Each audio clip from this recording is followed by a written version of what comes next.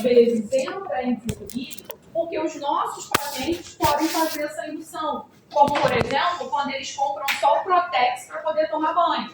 E aí ele acaba eliminando aquele equilíbrio natural que se tem ali na superfície da pele.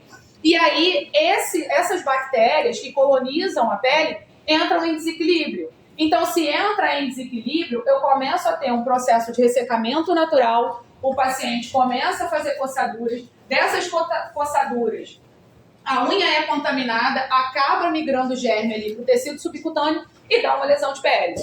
Então, isso é muito comum. Por isso que quando a gente avalia, né, principalmente o paciente que tem queixa, que ele se coça muito, a gente também precisa perguntar qual é o tipo de sabonete que ele está tomando, está usando. E aí a gente orienta, né, a também fazer a troca de sabonete, comprar um sabonete mais hidratante, né? O mais acessível aí que a gente tem é o Dove.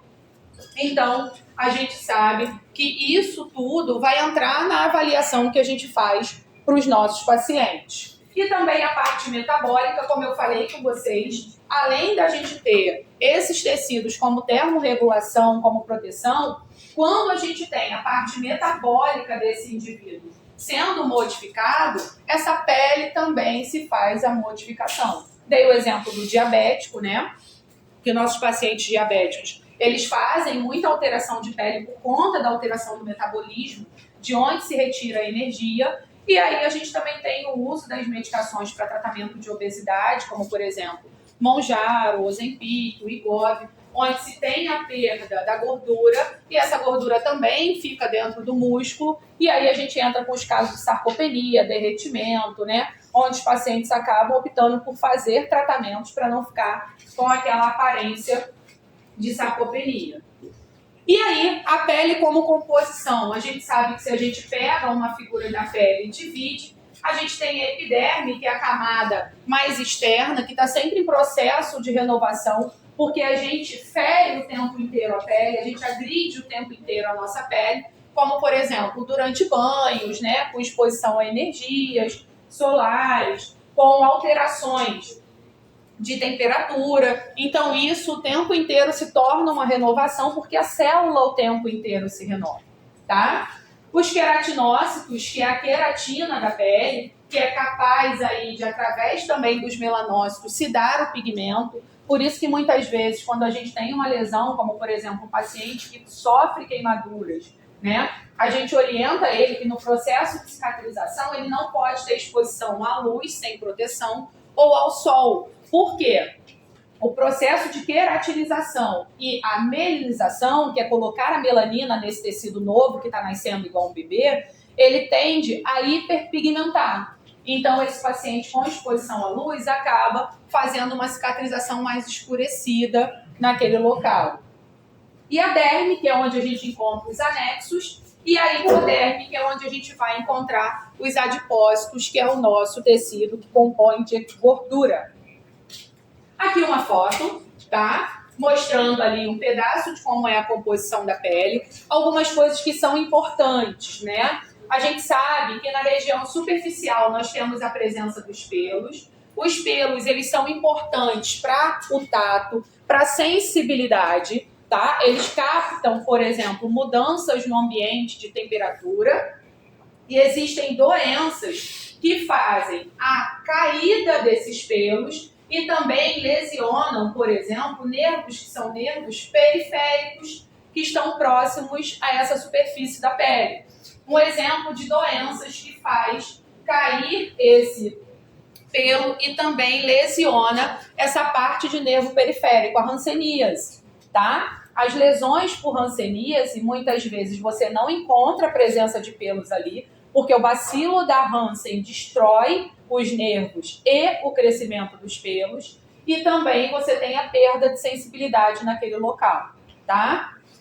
Outra doença que a gente encontra, tá? Que se tem a queda dos pelos é, por exemplo, no hipertiroidismo, que é o sinal de Madarose. O paciente ele tem a metade da sobrancelha caindo ou toda a sobrancelha, tá? Eu tenho pacientes que não têm nenhuma sobrancelha por causa do hipertiroidismo descompensado.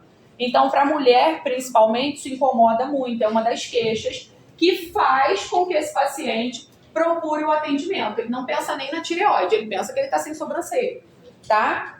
Então, algumas doenças que são comuns aí, que acometem a pele e os tecidos anexos, são essas de exemplo. Na semiotécnica, tá? Quando a gente fala da avaliação da pele através da semiotécnica, que é o exame físico. O que a gente usa para avaliar a pele do nosso paciente? Principalmente a inspeção, tá? Eu não tenho necessidade, dependendo do tipo de lesão, de colocar a mão naquela lesão. Eu posso somente visualmente fechar um diagnóstico e traçar uma conduta, tá? Então, a inspeção vai ser a principal e seguido depois pela palpação, porque dependendo da lesão eu preciso palpar, eu preciso medir, eu preciso observar se ela está móvel ou não. E isso daí vai depender do tipo de lesão, mas o cargo-chefe é a inspeção, tá? E aí, o que a gente vai fazer nas análises? A gente tem alterações de pele, alteração de mucosa, alteração de unhas, pelos e do couro cabeludo. E o PC trouxe aqui uma observação de atenção com os EPIs, tá? Dependendo do tipo de alteração que você vê e o tipo de procedimento que você vai fazer, né? Por exemplo, quando a gente vai drenar um abscesso, se eu não tiver com os meus EPIs, tem abscesso que na hora que a gente drena, a pressão que ele está interna é tão grande que bate lá no teto. E aí, né, uma cultura de bactérias, é um caldo de bactéria aquilo ali. Você já pensou se na hora que você faz o corte, aquilo ali vai direto para o seu olho? Então, são as orientações que a gente sempre traz para vocês de utilizar os EPIs. Algumas coisas, né, que a gente faz para reconhecer as lesões elementares. A primeira coisa que a dermato faz é dividir em 3 grandes grupos: lesões planas, elevadas e deprimidas. Isso tudo a gente conta com a superfície da pele. Tá? Se eu tenho uma lesão plana, quando eu passo a mão nela, eu não sinto ela acima ou abaixo da superfície da pele do meu paciente. Lesão elevada, ela está acima da superfície da pele do meu paciente. E uma lesão deprimida, ela está abaixo dessa continuidade, dessa superfície de pele. Tá? Dependendo da lesão que a gente tenha, principalmente a deprimida, a gente vai ter um tipo de tecido que é acometido. Um exemplo são as queimaduras. A gente tem a queimadura, que é desde o tecido periférico, que ela não faz bolha, até queimaduras que a gente chega abaixo de tecido gorduroso, onde eu já tenho a perda total, por exemplo, de nervos. E aí o paciente, esse grande queimado, muitas vezes ele nem sente dor, porque o nervo dele foi destruído pela queimadura, tá? Lembrando que, dependendo dele, dependendo do tipo de exposição, tem uma que não sente, mas tem outra que sente. Então, a dor vai estar sempre, muitas vezes, sendo tratada, tá? Agora, quando a gente fala da descrição das lesões elementares, isso é super importante. Por quê? Se eu estou numa unidade e eu preciso mandar um paciente para fazer uma ultrassonografia da lesão, eu preciso que ele vá para o dermatologista para ele passar pela avaliação, eu preciso mandar uma cartinha, um recado para esse profissional. E dependendo do tipo de local que eu estou, não é o profissional direto que recebe essa cartinha. Ou eu faço um encaminhamento, que é quando eu não preciso de resposta aonde esse paciente está indo, ou eu faço a guia de referência e contra-referência, que é um papel A4, dividido por 2, tá? E aí, na guia de referência, eu que estou atendendo, referencio esse paciente para alguém. Então, eu referencio ele para a dermatologia.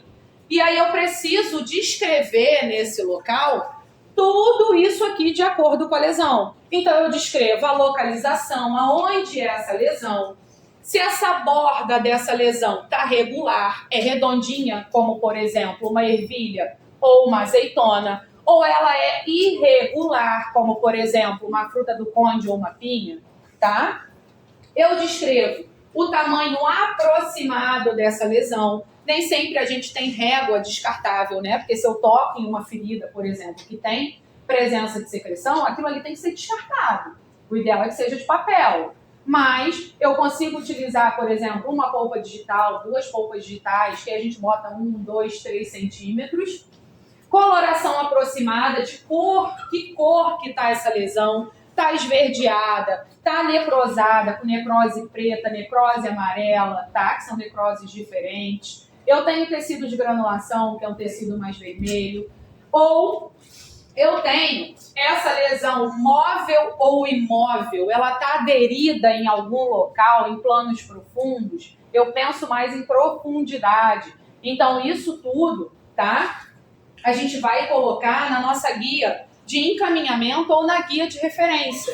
Por quê? Só um minutinho. Dependendo, gente, de quem for encaminhar esse paciente, às vezes isso aqui é um auxiliar administrativo. Ele vai ler a lesão, vai colocar lá para o paciente ser atendido no sistema, tá? E se, por exemplo, for uma lesão mais grave, ele pede para o médico da regulação para poder ler e ver se esse paciente é prioridade ou não. Então, é super importante que a gente mande essas orientações. Assim como a cartinha quando vai para quem vai fazer a ultrassonografia. O ultrassonografista, quem já fez aqui ultra sabe. Ele chega lá, ele olha para a tela, bota o gel lá na sua barriga e nem olha para você. Ele não colhe a anamnese sua. A anamnese que o ultrassonografista colhe é através do encaminhamento que a gente faz. Aí, de repente, ele te pergunta alguma coisa para ele poder tirar a dúvida do que ele vai procurar lá que o médico está pedindo. Tá? Então, os nossos encaminhamentos para especialistas, eles são super importantes justamente para poder alencar a prioridade para os nossos pacientes. Diga. Então, basicamente, já respondeu. A gente regula esse paciente, manda para a regulação. Sim, dependendo do município. Tá? Sim. Faz o que tem que fazer e volta para a unidade básica. Sim. Ou ele retorna com o serviço tendo a resolução do caso, ou ele retorna para você tratar. Tá? Que tem gente que fala assim, realmente não resolve isso daqui não tem que ser tratado na especialidade, acompanha você aí. Aí eles mandam educadamente falando isso. Sim, mas dependendo do local, não entra nem pela regulação, ele já vai na unidade de referência direto e já marca. Depende do município, tá? Aí geralmente eles chegam com a cartinha para você poder ler, para poder ver por que ele está indo para você, tá? Vamos lá, começando a gente falando um pouquinho das lesões planas, tá? Uma coisa super importante que eu sempre gosto de falar, tá? Ferida hoje em dia, médico não trata. Quem trata ferida, na nossa grande realidade, é enfermeiro. O enfermeiro sabe tratar ferida, tem especialidade para isso, de podiatria, que é uma especialidade para tratar feridas nos pés, tá? Especialidade em dermatologia, então...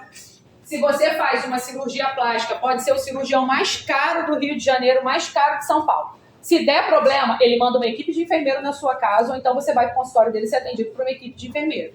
Tá? Hoje em dia, os médicos eles estão optando por delegar para quem sabe de verdade, tá? Tratar lesões, que são os enfermeiros. E aí, a primeira lesão que a gente vai falar são as lesões planas, tá? A primeira grande classificação, que é a mácula. A mácula é uma lesão hipercrômica, se vocês observarem, tá? Ela está mais colorida do que a pele normal ao redor da lesão. A mácula é uma lesão muitas vezes irregular, que é a famosa chamada de pinta, mancha, tá? Para os nossos pacientes. Então, nada mais é do que uma mancha na pele que não se tem nenhum tipo de elevação. O tecido que está dentro dela também não tem nenhum tipo de alteração e nenhum tipo de descamação. Então, a mácula é uma lesão benigna que a gente só acompanha e explica para o paciente que a gente não tem nenhum risco daquilo ali, porque é uma famosa pinta, tá? Essa daqui, por exemplo, a gente fala, né, que é uma lesão café com leite, por conta da coloração. É muito comum em pacientes que tem neurofibromatose, mas não tem as bolinhas da neurofibromatose, tá? Não estou dizendo que estou dando um exemplo de uma doença que a gente encontra, tá bom? Outra que a gente tem, outra lesão plana, é a mancha mongólica, tá? A mancha mongólica é uma mancha que geralmente a gente encontra nos recém-nascidos por conta da miscigenação, das misturas raciais. E aí tem uma cultura, né, que a população fala que a criança que nasce com a bunda azulada, esverdeada, preta, vai ficar preta porque nasceu. Não. Isso daí, gente, é da mistura que vem na linhagem genética do pai e da mãe. Então, essa criança, conforme ela vai crescendo, a tendência é essa lesão clarear, desaparecer, e não necessariamente ficar só aqui na região de nádega ou na região sacra, tá? Ela pode ser encontrada no pé, na perna, na região aqui, ó, igual tá aqui, posterior do tórax, tá? Região escapular, justamente para a gente não julgar que essa criança pode estar sendo vítima de maus tratos, que aí a gente diferencia se é um hematoma ou se é uma mancha mongólica, tá? E correr o risco de ter problemas e isso ser uma coisa natural dessa criança, tá? Então, a mancha mongólica, uma lesão super benigna, super comum, que vai regredir com o tempo, conforme essa criança vai ficando maior. E também não significa que ela vai ter outro tom de pele, isso daí não é garantia disso, tá? Telangiectasias. As telangiectasias, elas são alterações planas que são geradas pela superfície aqui da pele ficar com muito acúmulo de capilar. O capilar é o vaso que fica presente na superfície da nossa pele para poder trazer a troca gasosa e os alimentos lá para as nossas células para elas não morrerem. Então, algumas pessoas desenvolvem esses microvasos na região periférica, o mais comum da gente ver em face, tá? Muitas vezes tem pacientes que se sentem, desagradáveis com esse tipo de lesão e a dermato tem um tratamento com foto, né, que ela faz. Então, ela consegue diminuir ou até acabar com esses microvasos, tá? Para poder melhorar a aparência visual dessa pele. Outro lugar que a gente encontra também as telangiectasias é muito comum, por exemplo, em pacientes que têm lúpus, que tem aquela região, né, discoide, a face fica ali bem redondinha e avermelhada, rósea. Quando a gente chega bem perto e olha, a gente consegue observar as telangiectasias, ou então a gente observa no abdômen. Pacientes que são hipertensos de longa data, que não fazem um tratamento regular, eles desenvolvem a lesão secundária causada pela hipertensão, que é a insuficiência cardíaca. O coração dele fica doente, o famoso coração grande da nossa população. Então, o abdômen acaba sofrendo com essa congestão do coração e sobrecarregando o fígado, sobrecarregando a circulação hepática. E aí, por sobrecarregar o fígado, esse abdômen distende e as veias e vasos capilares que são periféricos acabam ficando muito evidentes. Então, a gente tem a presença de telangiectasias também na parede abdominal, como por exemplo, né, das gestantes, também é outro quadro que a gente encontra. Ou a gente pode também encontrar vasos por conta da pressão lá dentro da circulação hepática ser tão alta, vasos extremamente calibrosos, né, na parede abdominal por conta dessa insuficiência hepática, por conta dessa circulação que não está sendo bem feita, tá? Então, tratamento aí super tranquilo, né, pela dermatoestética para poder o paciente diminuir ou então até retirar, né, acabar com esses vasos que são visíveis, tá? Outra lesão plana que nós temos é o hemangioma. Hemangioma, uma lesão benigna, encontrado em várias pessoas da população, tá? Ele é um enovelo de capilares, é como se os capilares tivessem sido mal formados ali na periferia e fosse um bolinho de lã, de linhas de lã, que são encontrados, tá? O hemangioma, ele pode regredir ou não, depende da quantidade de vasos que se tem, da localização, tá? Da característica dele. E a gente encontra, dependendo do paciente, às vezes não é só na pele, a gente encontra também em órgãos. O órgão mais comum da gente encontrar hemangioma é no fígado, são hemangiomas hepáticos, tá? Às vezes o paciente faz uma tomografia para ver uma coisa e acaba encontrando outra. Né? O que a gente brinca que é o acidentaloma. Eu acabei acidentalmente encontrando alguma coisa que não era para encontrar. Então, muitas vezes, o hemangioma é um acidentaloma, o paciente faz lá uma tomografia e encontra uma sugestão, né, no fígado de alteração relacionada a hemangioma. E aí a gente pede exames mais específicos, explica para esse paciente que isso não é câncer, não vai matar ele não vai morrer por causa do hemangioma. Né? A gente entra na internet, mostra foto, que qualquer tipo de alteração que se tenha, o paciente pensa logo que é câncer. Então a gente precisa tranquilizar esse indivíduo, tá? Então, dependendo de onde se tem aí a presença do hemangioma, às vezes tem paciente que tem face, né? Braço, tronco, e aí o paciente opta por fazer tratamentos estéticos para clarear, mas como é um enovelado muito maior de vasos, o tratamento é um pouco mais longo e um pouco mais difícil, tá? Se a gente for, por exemplo, descrever a maioria das bordas dessas lesões que a gente encontrou, aqui na mancha mongólica, eu conseguiria até pegar uma caneta e desenhar ao redor da lesão. Poderia considerar uma lesão levemente irregular. Mas aqui no hemangioma eu já não consigo, porque eu tenho vários próximos. Então, se eu fosse desenhar ou descrever, já seria uma lesão irregular, tá? Outra lesão plana que a gente tem é a cianose, tá? A cianose é quando a gente tem a diminuição da chegada de oxigênio ou de sangue na região periférica dos nossos pacientes. E essa cianose, ela pode ser induzida ou não, tá? Exemplo de cianose induzida.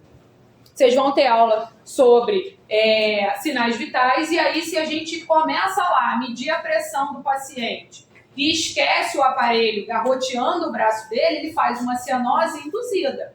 Aquele membro, né, vai ficar frio, pálido, esbranquiçado. Se eu não liberar, ele começa a ficar zoado, porque vai ter o sofrimento celular já. Mas outro tipo de cianose que não é induzida é de uma doença reumatológica que a gente tem, que é a doença de Sjögren, que se chama fenômeno de Raynaud, que é quando o paciente tem espontaneamente cianose de extremidade e aí ele precisa aquecer essa mão para a mão dele voltar ao normal, tá?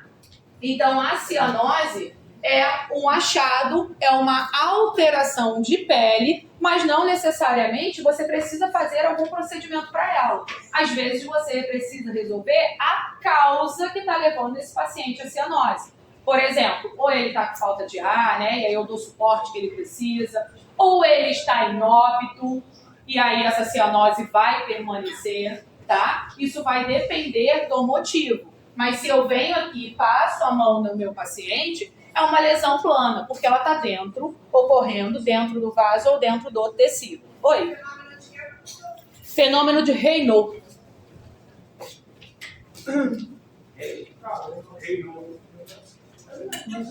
Hanault, quase o Renault lá do carro, tá? A marca do carro.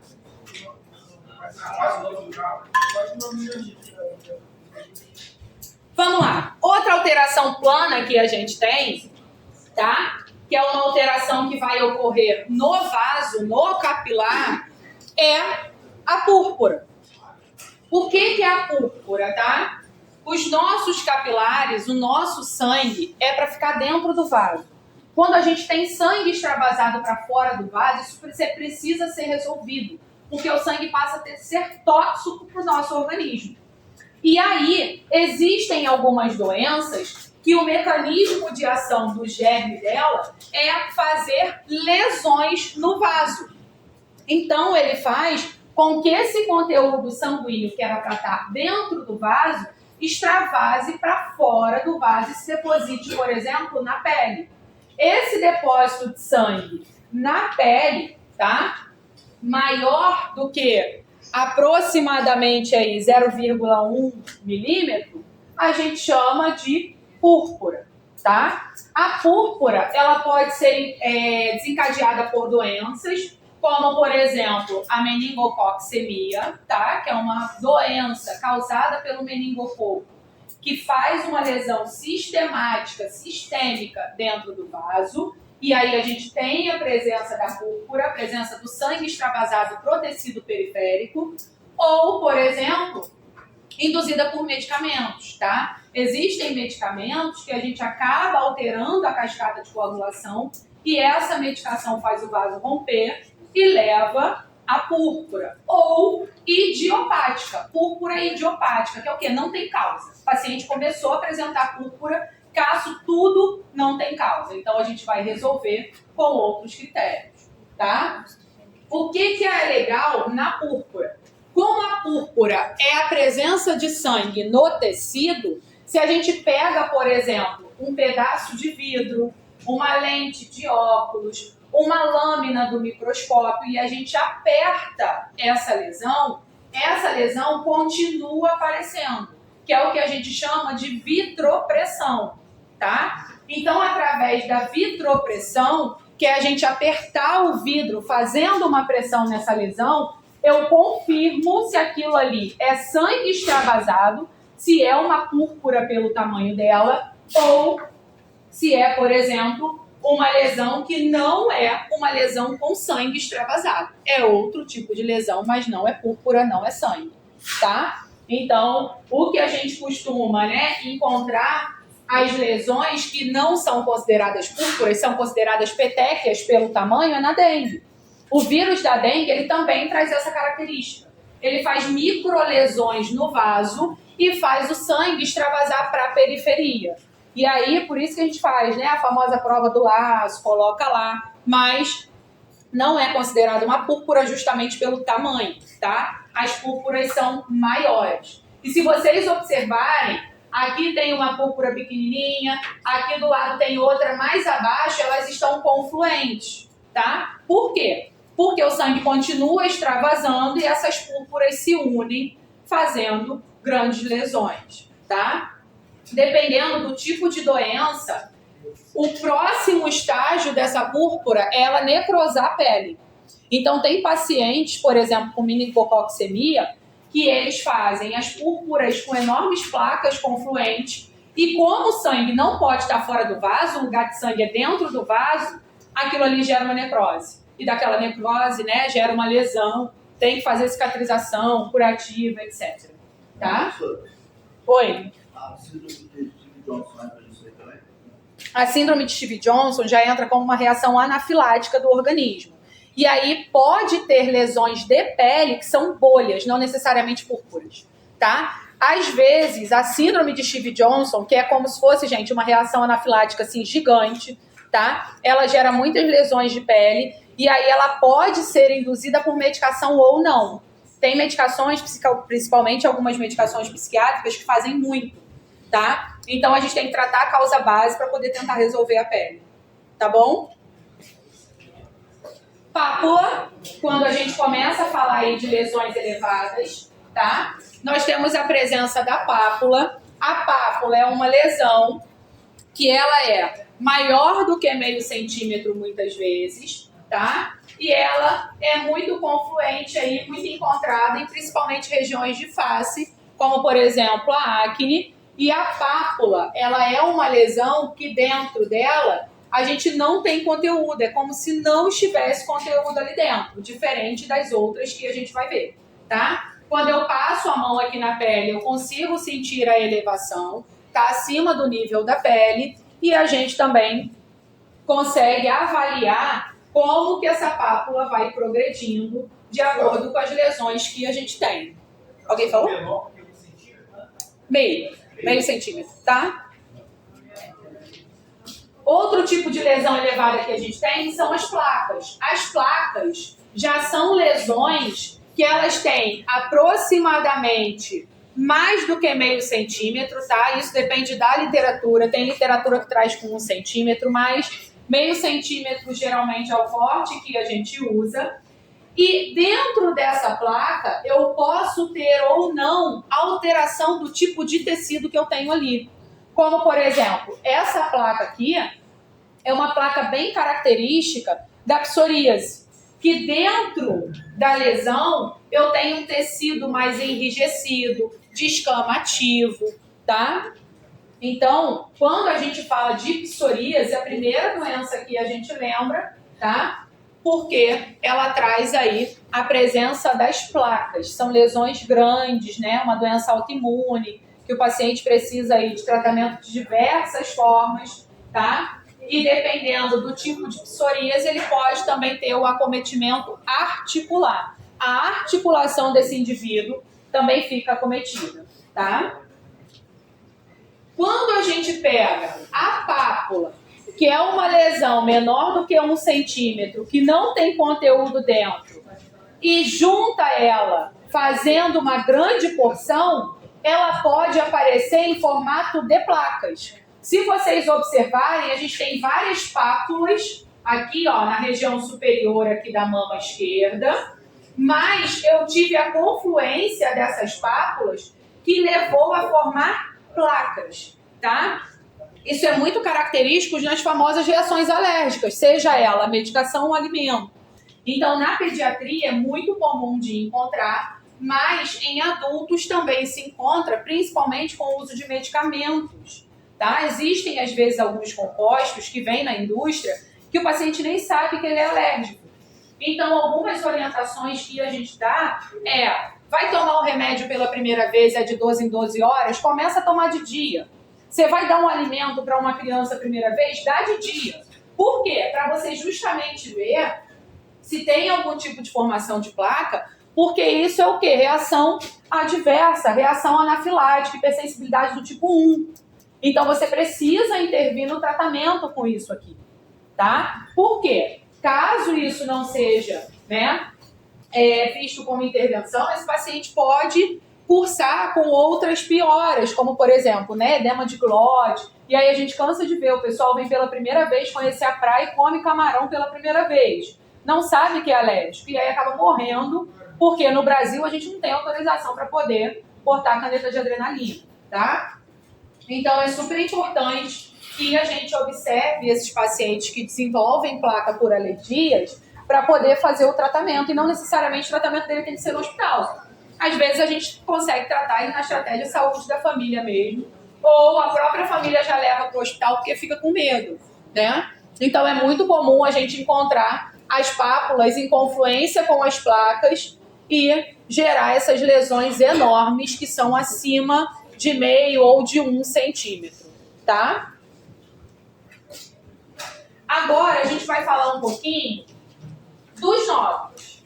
Os nódulos são lesões elevadas benignas que é muito comum a gente encontrar na população, tá? O nódulo é o famoso quisto, cisto, que o paciente chama, né? Mas nós vamos chamar de nódulo, porque a gente só sabe se ele é um cisto, se ele tem componente seroso, se ele tem componente líquido, depois que fizer a ultrassonografia e vier a descrição, tá?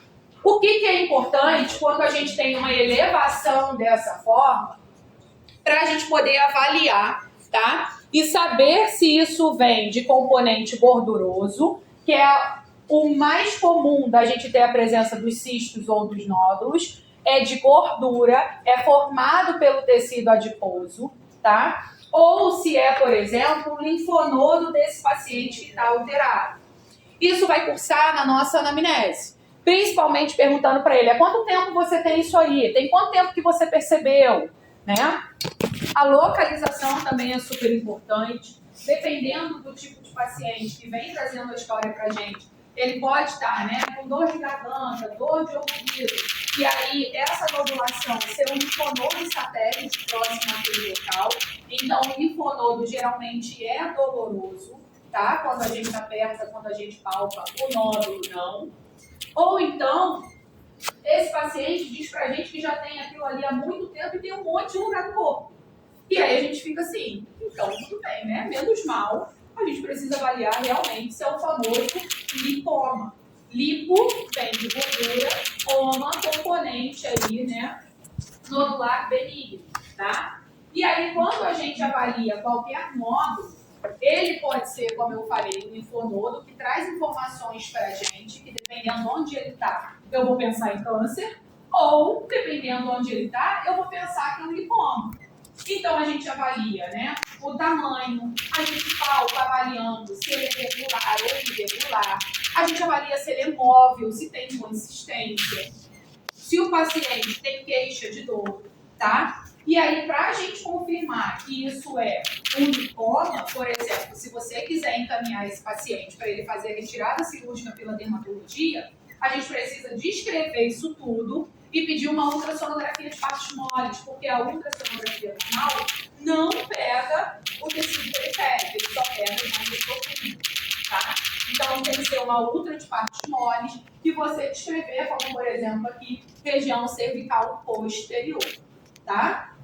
E aí você descreve as características e interroga se é um lipoma. Pode falar, lipoma interrogado? Lesão em região cervical posterior de aproximadamente 2 centímetros, bordos regulares, móvel, indolor. Isso tudo você vai descrever para o ultrassonografista fazer a ultrassom pensando na mesma coisa que você, ou ele trazendo a informação que aquilo ali, por exemplo, é um linfonodo, não é um lipoma, tá? Linfonodos, a gente geralmente pensa, né, em alterações de infecção ou então em linfonodos satélites que podem cursar em cadeia, como, por exemplo, quando a gente tem, tá, lesões de mama, que aí o linfonodo é encontrado, por exemplo, na axila. Aí a gente tem que avaliar, investigar, depende do paciente, tá? Hematoma. Os hematomas também são lesões por extravasamento de conteúdo de dentro do vaso, tá? Para o tecido periférico.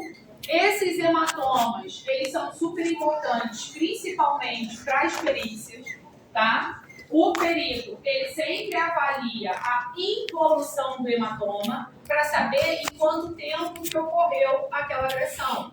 E aí eu trago mais uma vez a importância da gente que fica lá na ponta, da gente que está lá na emergência atendendo. Se chega o meu paciente a óbito e ele tem hematomas, eu preciso descrever onde é cada hematoma. Por quê? Dependendo da unidade que eu for, até o bombeiro vir e deslocar esse cara lá para o IML pode demorar 4, 5 dias.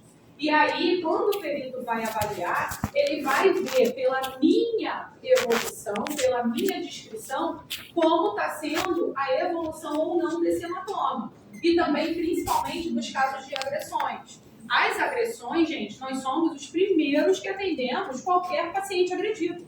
É só lembrar do caso do Henrique, tá?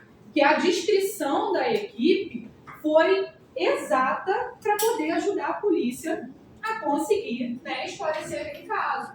E isso está na mídia. E todo dia que a gente recebe pacientes agredidos na nossa emergência. Então, muitas vezes, é super importante a descrição do primeiro médico que atendeu para poder auxiliar na elucidação do caso e até salvar a vida de uma pessoa, tá? Então, os hematomas, eles começam, né, avermelhados, depois se tornam arroxeados, depois são esverdeados escuros, verde claro, até atingir a coloração normal da pele, tá? Eu fiz uma prova que uma vez caiu verde escuro, verde claro, acinzentado e cor normal, tá? Eu fiz uma prova uma vez que caiu a descrição do hematoma, como que era a informação do hematoma por isso do X.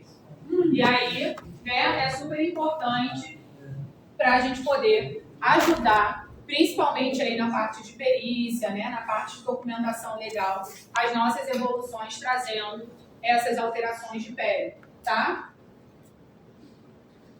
Uma lesão elevada que a gente tem são as vesículas, tá? As vesículas são lesões que dentro delas se tem conteúdo, muitas vezes, tá? Na maioria das vezes, seroso.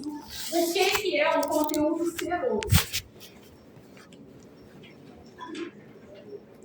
Conteúdo seroso é um conteúdo líquido transparente que ele vem da linfa, dos nossos vasos linfáticos. E aí, uma característica muito comum das vesículas, tá? É que na doença, na herpes, né, herpes labial ou herpes genital, as vesículas, elas são unidas depois de um certo tempo, elas ficam numa base eritematosa, que é a pele, tá? E aí, depois disso, elas se rompem e acabam fazendo a crosta e a cicatrização. As herpes, né? Muitas vezes o paciente cursa com dor e parestesia local, ele tem como se fosse uma analgesia naquela rima ali, por exemplo, labial inferior, tá? E depois disso, ele tem um prurido, do prurido nascem as vesículas. A herpes labial é a doença mais comum que a gente tem no mundo, tá? A doença viral mais comum que a gente tem. É uma doença de reincidência, né? Basta, sim, ter algumas alterações, principalmente o estresse, que a gente desenvolve a herpes labial. E aí, o tratamento dela não é só tópico, não é só com pomada, também se precisa de tratamento oral, tá? Mas, muitas vezes, a galera acaba optando só pela pomada e o curso dela, naturalmente, dura de 7 a 10 dias, até porque o tratamento da herpes, ele é um tratamento bem chato, bem agressivo, né? Então, os pacientes optam, às vezes, como é muito recorrente, a fazer somente o uso da pomada, tá? E aí, a herpes, ela passa quando a gente tem um rompimento das vesículas. E quando rompe? Não sei. Às vezes você vai sorrir e a vesícula rompe, porque aquele local ali, né, tá mais ressecado, mais frágil. A mesma coisa na herpes genital. A gente tem muitas mulheres que têm o desenvolvimento de herpes genital, o homem também, e aí quando tem contato, né, acaba adquirindo a doença, por isso que é uma doença tão comum. A gente brinca, né, que é a doença aí do beijo, que a gente tem muito acometimento por conta do contato, tá? Então, a gente tem vesículas agrupadas sobre uma base eritematosa, que a pele está vermelha, então a gente chama de eritema. E aí, depois dessas vesículas que são espaçadas, por elas aumentarem o conteúdo seroso dentro, elas acabam se unificando e rompendo, que é o curso natural da doença, tá? As vesículas, elas são menores do que meio centímetro.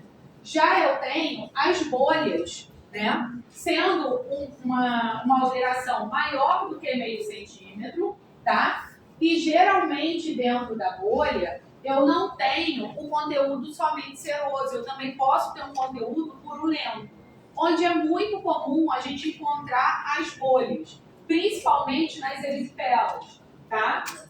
Erisipela é uma doença muito comum nos nossos pacientes, justamente porque a porta de entrada da erisipela está no próprio pé do paciente, como, por exemplo, as fissuras, que a gente vai ver um pouquinho mais à frente, que são as famosas rachaduras, né, no calcanhar, famoso aí pé de cavalo, né, cascadura lá no pé. Justamente essas fissuras são a porta de entrada para as bactérias para poderem desenvolver essas lesões no tecido subcutâneo, tá? A bolha, se a gente for medir, né, aqui deve ter aproximadamente 3 por 3 centímetros, eu tenho uma borda dela regular e ela está íntegra, tá? Dependendo do tipo de lesão, a gente orienta, a gente estoura ou não essa bolha. Isso vai depender da história que o paciente está trazendo.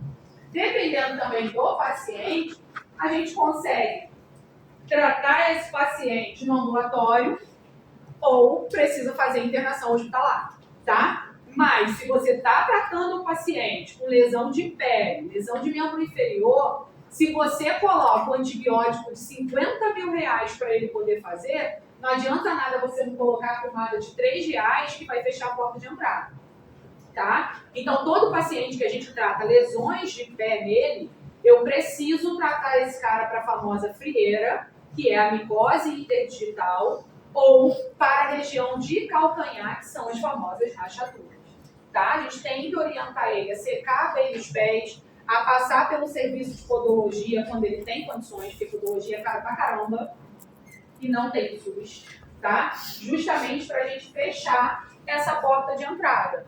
E todo mundo, com certeza, que já andou por aí, ou tem familiar, já viu alguém usando uma atadura na perna. Essas portas de entrada, tá? Elas geram a primeira lesão, que muitas vezes pode ser a celulite ou a erisipela. A celulite é mais comum em trauma, tá? O deslocamento é por trauma. A erisipela é o mais comum pela entrada e pelas fissuras. E aí, qual é o grande problema disso? Às vezes esse cara é um paciente diabético, ele já tem um comprometimento periférico, os nervos periféricos dele não funcionam. Ele tem insuficiência venosa crônica, ou seja, a veia dele está insuficiente, não consegue mandar sangue ou levar sangue suficiente, não consegue mandar nutriente para esse local. E a gente ainda tem uma cultura na população que é quem tem ferida no pé, quando fecha, morre. Ou seja, tem paciente que tem medo da ferida dele fechar, porque a cultura é, quando fecha a ferida, você morre. Então, a gente acaba esbarrando em várias coisas. Outra coisa que a gente esbarra, o tratamento, gente, de ferida é caro pra caramba, não é barato. No SUS, nós só temos 3 tipos de medicamentos gratuitos. E a primeira coisa que você fala para o paciente, que você vai indicar uma pomada, ele pergunta, tem SUS? Uma pomada boa, tá? Deve estar em torno de R$100, uma pomada pequena. E aí, o que a gente tem disponível no SUS para poder tratar esses pacientes? Colagenase, que é indicada muitas vezes em tecidos de necrose, tá? Sulfadiazina de prata, que a prata é um bactericida, então a gente ainda acaba utilizando, mas tem tempo para usar, não pode usar para sempre a prata por conta da impregnação do metal. Ou o Dersane, tá? Que é o famoso óleo de girassol. O Dersane, dependendo do local da ferida que você passa, ele mais prejudica do que ajuda.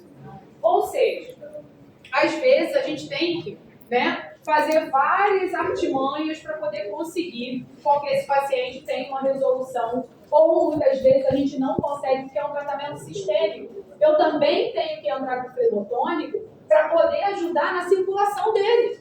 Porque não adianta eu fazer a melhor pomada se a circulação dele não está boa, se a diabetes dele não está compensada. Tá? Então, toda vez que vê um paciente com ferida no pé, não necessariamente ele é diabetes, tem outras causas que levam também essas lesões a não fechar. Tá? Lesões elevadas, a gente tem aí também as pústulas, tá? Pústula, a gente lembra aí que está com o nome de pústula, porque dentro eu tenho a presença de pus, tá? E aí, se vocês observarem, né, a gente tem várias lesões aí. Uma lesão, né, que é na pediatria muito comum, se tem a presença, né, de pus, é o impetigo, tá? Então, no impetigo a gente tem essas características, isso é justamente porque o paciente vai coçando e aonde ele vai coçando ele vai espalhando, tá? Então, a gente encontra aí a presença de pústula, ou então a gente também tem outras doenças que podem desenvolver a pústula.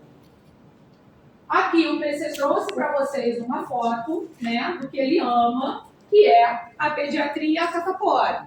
A catapora, a gente sabe que ela tem o curso natural da doença, tá? Mas que não necessariamente está tudo ocorrendo na forma correta. Às vezes o paciente tem uma primeira lesão, essa primeira lesão, por ser mais antiga, ela já está em outro formato e ainda está formando lesão nova. Então, quando a gente tem a catapora, a gente sempre tem, né, o fluxo da doença, que ela vem como pápula, tá? Que são lesões que dentro vai se ter ou não um conteúdo purulento, de preferência um conteúdo seroso, um conteúdo de líquido transparente. Depois a gente tem a presença de bolhas, tá? E essas bolhas, elas muitas vezes têm aí um tamanho de 3 a 5 milímetros, não são tão grandes conforme a gente viu, mas na catapora é chamada de bolha. Depois essa bolha, ela vira uma pústula, dentro dela, pelo agente lá viral, tem-se a presença de pus e ela acaba estourando e formando uma crosta, tá? Nessa foto aqui, ó, tem todos os estágios da catapora. E aí, em que momento passa, né? Aquela velha história. A gente costuma falar que a catapora passa em todos os momentos. Por quê? Cada dia tem um tipo de lesão diferente. Então, o grande perigo da varicela é o contato, principalmente com o líquido, tá? E também aí a disseminação através do ar. A gente hoje em dia tem a vacina da varicela, que é o nome da catapora, disponível no SUS, tá? Mas a gente precisa lembrar que a vacina não te impede de ter a doença, a vacina minimiza o risco de você ficar grave. E aí, quem nunca teve catapora, é um risco eterno, né, de se expor, de ter a catapora ainda quando adulto. Eu tive 120 no casa fora Mercado dos Livre, 30 ela assim, anos, eu tá? sempre fugi Eles quando estão tinha criança fazendo ficava fora, cascas botava alguém para poder falei ficar no meu várias lugar, vezes. aí minha irmã pegou, passou para mim, passou para minha prima, então a gente acabou ficando contaminado. Eu fui pegar, eu deixei ela com meu Deus, não acredito que você tá casa fora, ué. Tem casa fora pega, né? Então, quando a gente tem as doenças de infância se manifestando na fase adulta, a gente também tem um risco maior, que é o risco, né, que a gente tem da reação do nosso organismo ser mais exacerbada, tá? Então, isso também pode ocorrer pelo primeiro contato aí com os germes.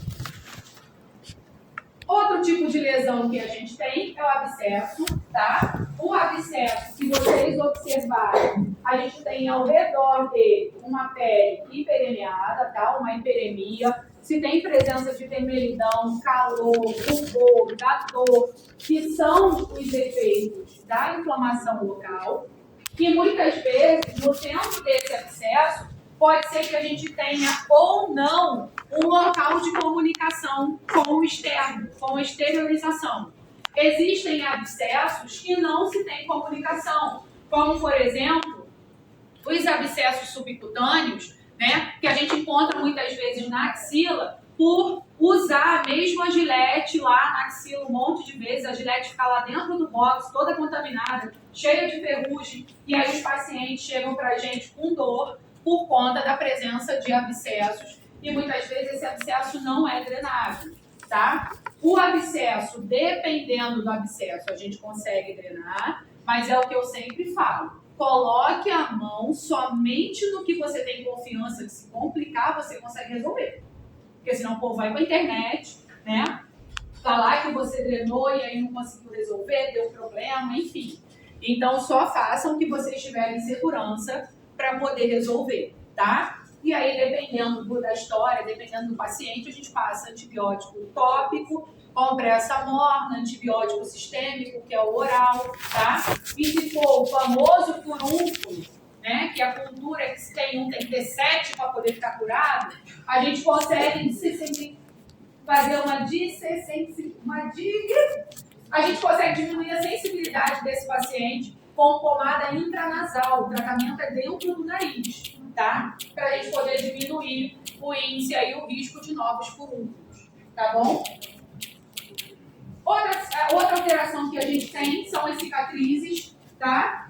Cicatriz, dependendo da cicatrização, do tipo de pele que o paciente tenha, ela vai se apresentar de uma forma diferente, tá? E dependendo da sutura também. Então, façam suturas bonitinhas nos pacientes de vocês, né? Às vezes dói quando a gente vê uma gestante, vai atender uma gestante para avaliar se pode retirar os pontos, que a cicatriz está horrorosa, parecendo uma lacraia.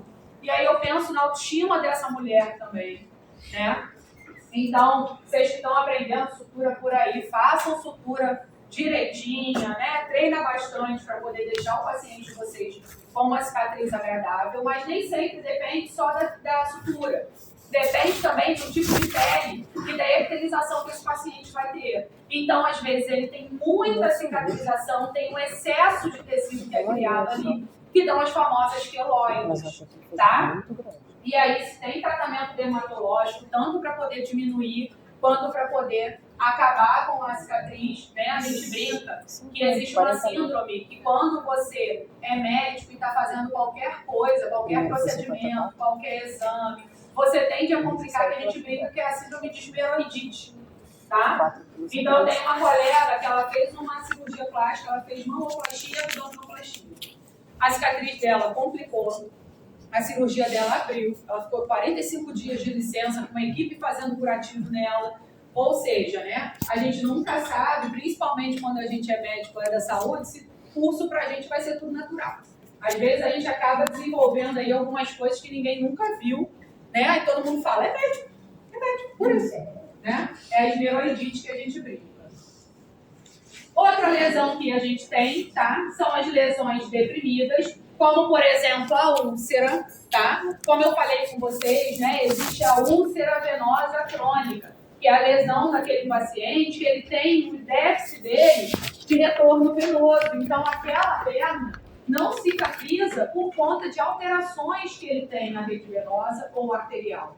E aí, a gente observa que a úlcera, ela lesiona não só o tecido periférico, mas também tecidos mais profundos, podendo atingir várias camadas, podendo ser uma ou várias úlceras, tá? Um exemplo que a gente tem de úlcera são as úlceras por pressão, que hoje em dia se chama lesão por pressão, que antigamente a gente chamava de escara, hoje em dia não se fala mais escara, tá?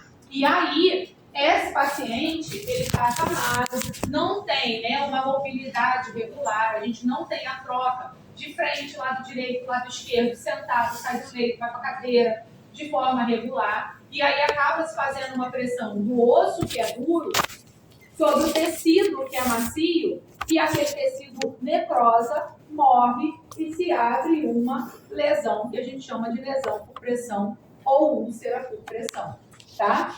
E aí, esses tratamentos, eles precisam ser individualizados, por quê? Se vocês observarem, aqui eu tenho uma borda até que irregular, tá? Mas dentro da ferida, eu tenho vários tipos de cores, são vários tipos de tecidos diferentes. Então, eu tenho tecido preto, que é uma necrose de coagulação. Eu tenho tecido amarelo, que é uma necrose de liquefação. E eu tenho tecido vermelho, que é um tecido de granulação, é um tecido que vai cicatrizar. Mas, enquanto eu não tirar essa necrose, esse tecido sujo que está ali, essa lesão não fecha. Tá? Então, dependendo do paciente, eu tenho que entrar com 2 ou 3 produtos, ou um produto que consiga ajudar nisso tudo. E aí, conforme esse tratamento, né, vai ficando mais individualizado, ele vai ficando mais caro, tá? A erosão, a gente vai ter a presença da retirada, principalmente da pele subcutânea, tá?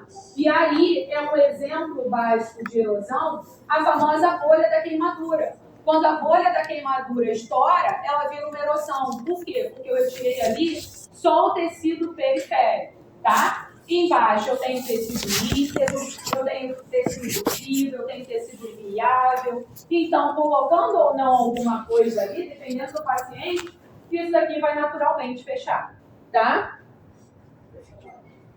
Escoriação. A escoriação nada mais é, tá? Do que a retirada de tecido periférico. E aí eu sempre brinco, né? A escoriação, ela é muito superficial e tem muita dor. O paciente sente muito incômodo na escoriação, principalmente depois que ela acabou de acontecer. Mas ela é uma porta de entrada para infecções locais. Então, toda vez que o paciente sofre uma escoriação, a gente tem que lavar com água e sabão, né? Mas ao mesmo tempo é dolorido pra caramba. E a escoriação, ela tende a ter sangramento justamente pelo capilar, pelo vaso que fica ali na periferia, que ele é muito fino. E aí a gente sempre brinca, né? Que tecido periférico, ele é muito sensível. É só lembrar quando a gente corta o dedo com aquela folha de papel A4, como que é dolorido, né? E aí a gente pega a mesma dor aí para a escoriação. A escoriação, a evolução dela é muito rápida de cicatrização, justamente porque ela é um tecido periférico. Quando eu corto, eu tenho a presença do sangramento. E nesse sangramento eu tenho a presença das plaquetas que fazem a coagulação. Esse sangue rico em plaquetas, quando ele coagula a lesão, em contato com o ambiente, a plaqueta já formou uma rede, como se fosse uma teia de aranha, que é para poder coagular aquilo ali. Em contato com o ar, aquela teia de aranha se torna amarelada, que é a fibrina. E aí, depois que ela fica amarelada, em contato ainda com o ar, ela fica escura, que é a famosa casquinha, tá?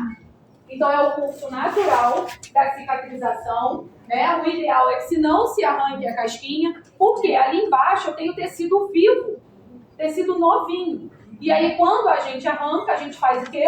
Estimula sangramento, justamente porque eu tiro a rede de fibrina quando eu tiro a casquinha. Então, o ideal é que, se quiser tirar a casquinha, fazer uma compressa morna, colocar um óleozinho de girassol, que aí aquilo ali vai amolecer e vai naturalmente ser retirado, tá? Nas quedas de moto, a fibrina é terrível.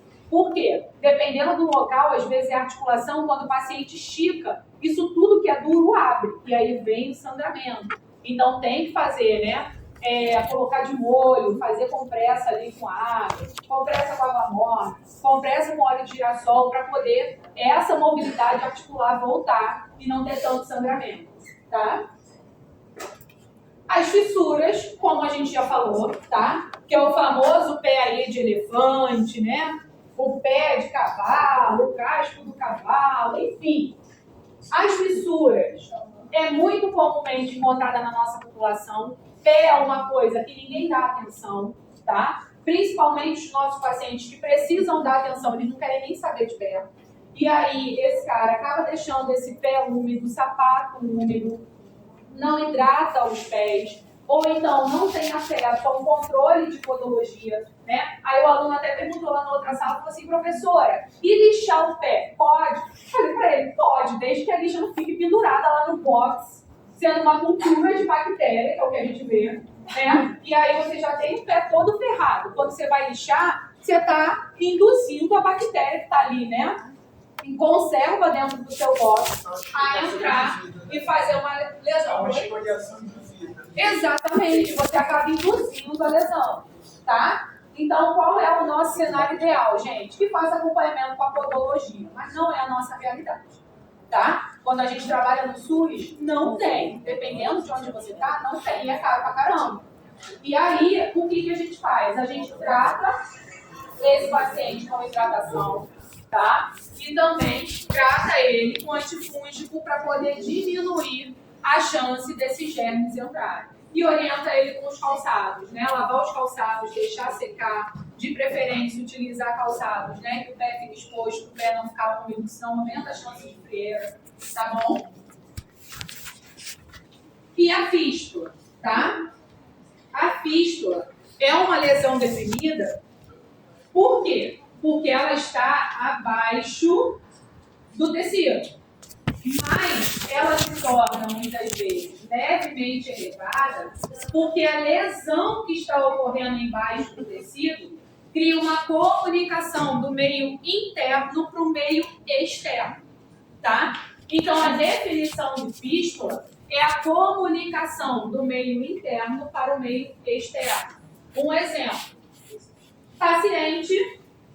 Paciente tem aqui, ó, um pelo lá na região de folículo piloso que nasceu todo embolado. Desse nascimento se deu uma composição, tá? Que pode ter ou não presença de bactérias, e o organismo criou um meio de exteriorizar aquilo ali. Isso é uma fístula. Assim como existem locais que criam fístula que não era para ter. Por exemplo, intestino com bexiga, bexiga com útero, isso acontece, tá? Então é uma fístula, por exemplo, enterocólica, uma fístula útero-genital. Então pode ocorrer essa comunicação. A definição de fístula é a comunicação do meio interno com o meio externo. Era para estar tudo dentro de um tubo ou dentro de uma caixa e naturalmente se criou uma conexão, tá? E aí, algumas outras avaliações de distribuição corporal, tá? Quando a gente tem aí couro cabeludo, face, barbas ou axilas. Um exemplo que a gente tem em couro cabeludo é a alopécia, tá? Esse tipo de lesão é aquela famosa doença transmitida pela máquina de cortar cabelo, tá? Que é a tina caput. A tínia é uma lesão difícil, chata de tratar demais, gera muito constrangimento para os pacientes, né? Justamente porque se passa através do contato lá da máquina de cabelo ou dos itens que não são higienizados. E aí o pelo, ele acaba nascendo de forma interna, ele não exterioriza, ou então a tínia mata o folículo piloso. E aí quando o dermato olha lá com a lente de aumento que ele tem, o dermatoscópio, fica uma característica de rabo de porco, aquele cabelo bem enroladinho, por isso que ele não tem aí o nascimento, e ele tem essa característica, a tínia, né, que é um germe de pele, independente de ser no corpo ou no couro cabeludo, ela faz essa composição redonda, são placas bem redondinhas que ela gera, tá? Aqui, ó, também mostrando na barba, alterações aí na barba. A alopecia, a gente sabe que tem várias causas, tá? Eu dei o exemplo da tíbia pela foto, mas tem a alopecia, né, por indução aí de medicamentos, é o que a gente está vendo muito hoje em dia com o uso das canetas para tratamento de obesidade, tá? Porque a última coisa que o nosso organismo se preocupa em manter vivo é cabelo e unha. São coisas que são irrelevantes. Então, se tem a perda dos nutrientes nessas regiões para poder ajudar outros locais a sobreviverem quando o paciente não come, tá? Onicomicose, que é a famosa micose de unha, tá? Pode ser na unha da mão ou do pé. Esses tratamentos são tratamentos longos, em torno de 4 a 6 meses, tomando medicação oral e medicação tópica. Então, os pacientes muitas vezes costumam abandonar e deixar a unha assim mesmo, né? Mas existe tratamento para onicomicose. A onicogrifose já é uma característica que a gente tem de hiperqueratose nas unhas, tá? É muito encontrado em pacientes, principalmente diabéticos, e aí é um grande problema, porque o nosso paciente diabético recebe informação que ele não pode fazer unha, mas ele também acha que não pode cortar e nem lixar. E aí, alguns pacientes evoluem com as unhas dessa forma, tá? E tem que se fazer um acompanhamento, né? Um tratamento, se faz medicação oral, medicação tópica, para poder diminuir a chance desse cara, através das unhas, também fazer doenças lá na região de pele e pés. Onicocriptose, que é a famosa inflamação no canto da unha, tá? Geralmente, quando o paciente chega lá na emergência com isso, né? Acadêmico adora dar anestesia aqui, ó, na região intraarticular dele, que aí pega a cabeça do dedo, e arrancar a unha, mas nem sempre resolve, né? Se esse cara é um paciente que já tem déficit de cicatrização, é um paciente diabético, eu aumento o problema dele, tá? Então, o ideal é fazer antibiótico oral, antibiótico tópico, compressa nessa região, para poder se procurar um serviço de podologia, ou então voltar na manicure que fez o problema, tá? E aí a gente tem que avaliar, porque é uma porta de entrada e é um risco do paciente, principalmente que é diabético, descompensar toda a parte diabética dele, entrar em coma por causa de uma unha, tá? Então é super importante a gente avaliar isso. E é isso. Alguma dúvida, gente? Não? Oi?